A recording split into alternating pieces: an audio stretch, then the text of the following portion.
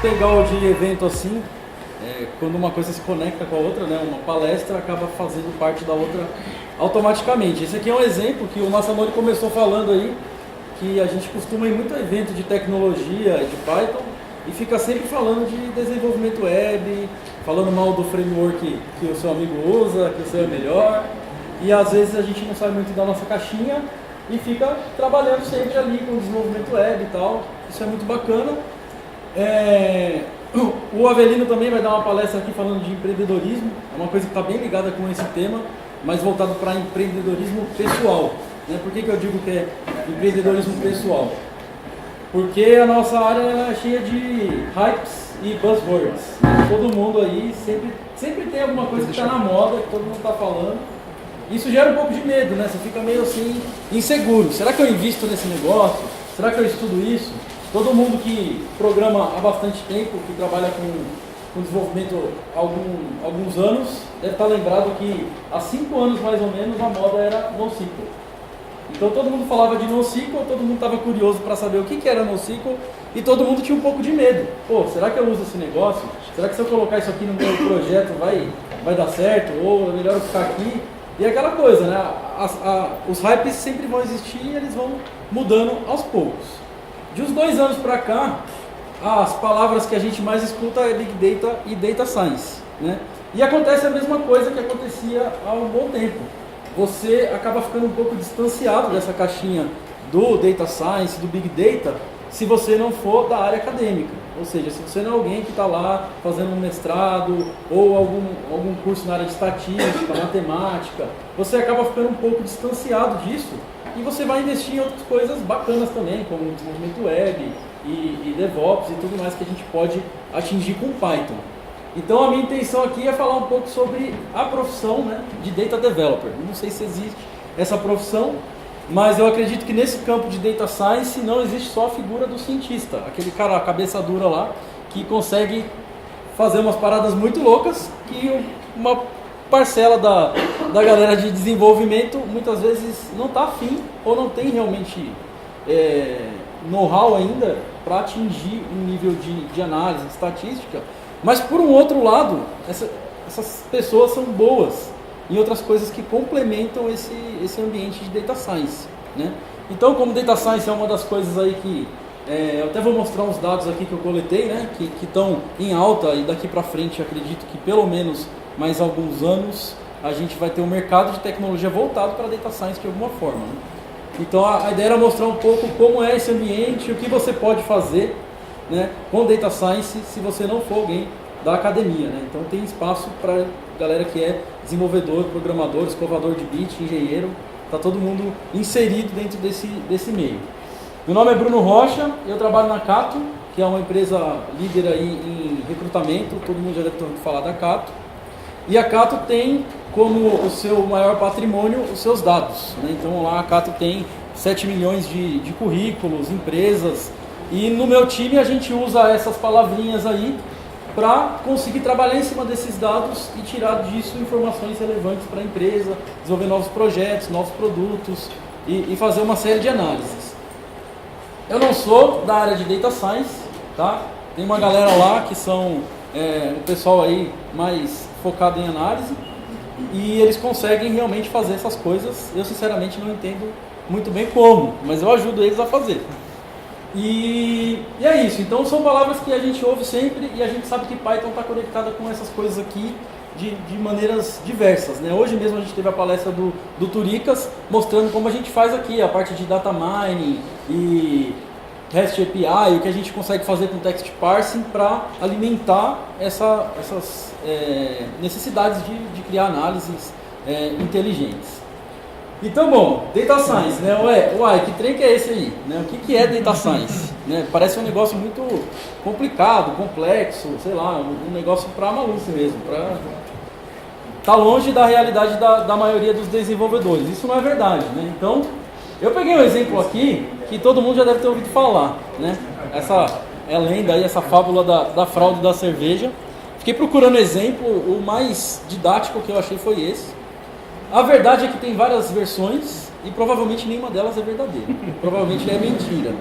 Só que é um ótimo exemplo para ilustrar os problemas de análise de dados. Tá? Então, o que essa fábula aí diz? Que um funcionário do Walmart notou que a venda de fralda descartável estava associada à fralda de cerveja. Então ele notou de alguma maneira, que a gente não sabe qual é, porque tem várias versões, que os homens iriam à noite para o supermercado comprar fralda e eles aproveitavam para ir lá e pegar umas latinhas de cerveja. Aí o cara que notou isso sugeriu para o Walmart que ele colocasse a cerveja perto da fralda, que aí você ia aumentar ali o engajamento dos caras. E o cara ia lá pegar a fralda, já via a cerveja, pegava os dois e ia para casa, né, enquanto estava lá trocando o menino aqui, a latinha de cerveja do lado. Então a venda de cerveja disparou durante a noite, né? Então vendia muito mais fralda na correria, o cara colocou uma coisa do lado da outra e começou a vender mais cerveja. Essa aqui é uma das versões. Se vocês procurarem, vocês vão ver que tem um monte de versão. Tem gente que fez estudos lá para ver se era verdadeiro ou não. Por que essa história aqui é famosa principalmente nas faculdades de marketing, publicidade, né? Porque a galera usa isso daqui como base para fazer... Na verdade, quando você entra dentro de um supermercado, você está recheado de análise de dados para todo lado, né? Então, tem um motivo para você passar por aquele corredor e ver aquele produto na altura que ele está. E tudo isso é feito utilizando análise de dados. Então, qual que é o problema dessa suposição aí, dependendo dessa fábula, dependendo do cenário? Se for um funcionário que notou, é uma coisa que não escala, porque você não vai colocar os funcionários lá para ficar reparando, né? Aqui a gente está falando de fralda e cerveja, mas existem várias combinações possíveis dentro de um supermercado. O cara, sei lá, que vai comprar macarrão, ele pode levar uma panela. Então, alguém tem que analisar isso daí, e se for um ser humano não vai escalar, não vai distribuir, e a gente não sabe qual é a precisão. Por isso, a gente tem uma ferramenta aí bem antiga chamada Business Intelligence, o BI. Tá? Então, o BI tem diversas ferramentas aí no mercado, tem o Pentaho, o Avelino aqui criou uma ferramenta chamada OpenMining, que também faz aí trabalho de BI, né? Criar cubos analíticos e tudo mais, para fazer coleta, organização, análise, compartilhamento, monitorar informação e extrair disso daí dados úteis para você conseguir responder aquelas coisas, né? Como que eu coloco um produto do lado do outro, recomendo um produto para que a pessoa compre mais? Quais são as chances de comprar mais? No mês que vem, qual será o produto que será mais vendido? Então você tem que tentar prever esse tipo de coisa e o BI ajuda muito a fazer isso. O problema é que o BI ele é passivo.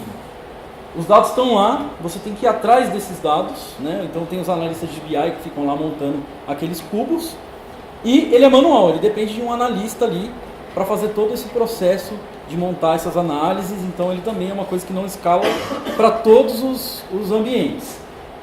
Se a gente pegar tudo isso aqui que o BI faz, obviamente que o BI tem coisas que ele ainda não consegue ser resolvido com inteligência artificial, porque nem tudo ainda é possível da gente tirar correlações desses dados sem um ser humano ali para classificar, julgar os dados. Mas todas essas palavras aqui, ó, a gente já escuta falar sempre dentro da comunidade de desenvolvimento. Crawling, um pouco aí do que o Álvaro mostrou, data mining, parsing, APIs, os notebooks, né, que você usa para fazer os relatórios lá, mostrar aqueles gráficos que tem nas ferramentas de BI, machine learning, né, no BI a gente não tem machine learning, mas você tem uma cabeça lá que já aprendeu, né, a vida toda pensando. E você tem linguagens de programação dentro de ferramentas de BI e você tem Big Data, tá? Então, tudo isso daqui, vocês reparam que a gente, de certa forma, está tentando evoluir essas técnicas, né, utilizando programação, algoritmos, para, de certa forma, diminuir a necessidade de seres humanos ali, que a gente não tem precisão com seres humanos. Não necessariamente a gente está querendo tirar emprego dos analistas de BI, mas de uma certa forma a ideia é que a gente consiga ter mais qualidade e mais escala nessas extrações de dados. Então esse aqui é um exemplo lá do supermercado, né, que o cara entra lá e olha para a fralda, só que ele não vê a cerveja que está lá no final, né? Então parece um problema simples. Porém, reparem que o supermercado tem duas entradas, né? E esse cara aqui, ele é homem. Se fosse mulher, será que o comportamento seria o mesmo? Será que ela ia entrar pela entrada aqui, que está mais perto do estacionamento? Ou será que ela ia entrar pela outra? Sabe? Então, tem essas coisas que a gente analisa para saber realmente para que público que uma coisa tem que ser feita e você mostrar, às vezes você recomendar algo que aquela pessoa nem sabia que ela queria Ou muitas vezes que ela nem queria, mas você acaba forçando ela a querer, certo? Então, para o cara chegar até aqui, você tem que analisar todos os sinais aí para você entender o comportamento. Então, o local do produto, as entradas do supermercado, o tamanho do carrinho que o supermercado tem, local de prateleira, iluminação. Então, todas essas coisas aqui, ó, são entradas de dados que você consegue utilizar para fazer essas análises. E da onde que um supermercado, por exemplo, tira esses dados? Tira das câmeras, né, que todos eles estão ali monitorando, e hoje já tem ferramenta para analisar a quantidade de pessoa que entrou, quantas eram homens, quantos eram maior de idade, quantos eram mulheres, quantos estavam carregando um bebê. Eles conseguem tirar essa informação facilmente. Os cartões, né, você vai lá no mercado, o cara fala, ó, faz um cartão nosso aqui, fidelidade, você vai ganhar 10% de desconto, né? Por que que ele faz isso? Porque ele tem ali tudo, ele tem seus dados, histórico de compra, o que você comprou, o que você deixou de comprar, então é muito dado para analisar. As parcerias aí, os planos de fidelidade, dá muita informação para qualquer um fazer qualquer tipo de análise.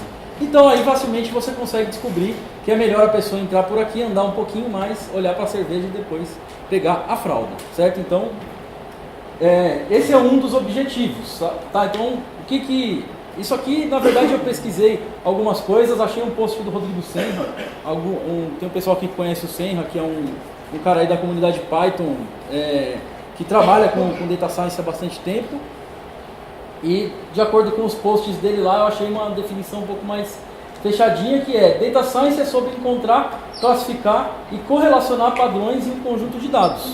Tá? Então, você pega dados de diversos tipos, faz todo aquele trabalho de normalização e tudo mais, e aí você tem que encontrar padrões, onde as coisas se encaixam, onde que as coisas podem ser relacionadas e como que elas estão classificadas. E você pode usar para esse monte de coisa aqui, né? Inclusive curar doenças e vender produtos, recomendar filmes, e nem sempre para coisas malvadas assim, como forçar você a comprar um carro que você não precisa, né? Mas é também usado para melhorar a qualidade da medicina, para monitoramento, preservação ambiental. Então tem muitos casos de algoritmos que estão resolvendo realmente problemas legais, tá? Uma coisa interessante é que esses caras aqui, ó, esses algoritmos que estão resolvendo problemas reais do mundo e não simplesmente trazendo lucro para empresas, eles estão se beneficiando daquelas empresas que tinham a intenção de te vender produtos. Porque a Amazon, por exemplo, publicou alguns papers falando sobre algoritmos de recomendação. O Google fez isso. Todas as empresas acabam compartilhando o conhecimento que adquiriram para o objetivo de te vender alguma coisa.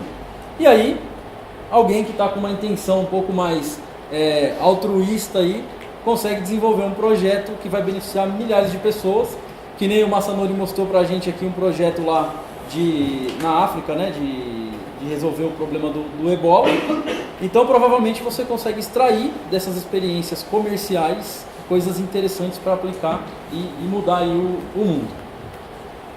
Aí entra o aprendizado de máquina e inteligência artificial, tá? Então, uma outra coisa interessante é que a galera não sabe muito